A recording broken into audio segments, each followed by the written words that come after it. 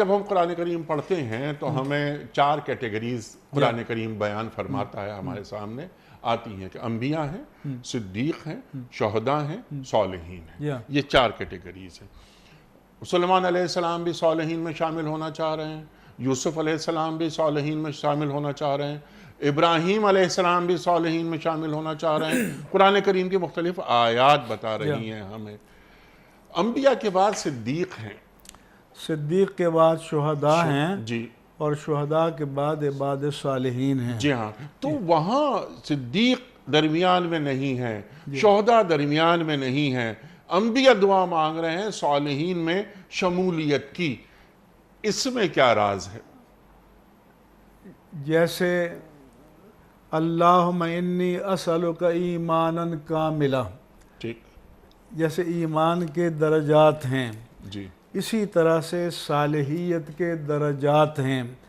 اور جیسے قرآن مجید میں آیا کہ اہدنا الصراط المستقیم صراط الذین انعمت علیہم، ہمیں صراط مستقیم پر چلا، ان لوگوں کا راستہ جن پر تو نے انعام فرمایا۔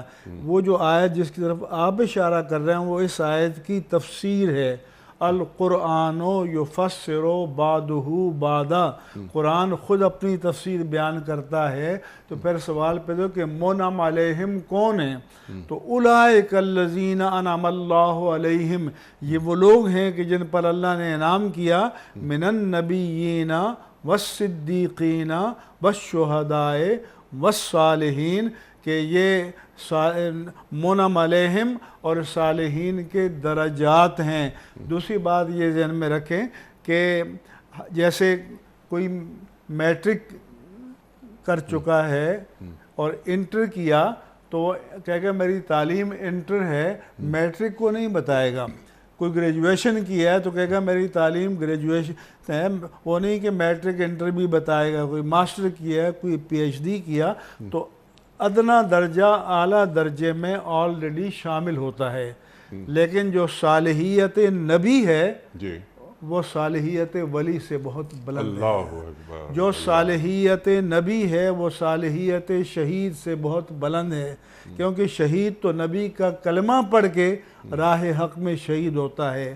جو صالحیت صدیق ہے اس سے صالحیت نبی بہت بلند ہے۔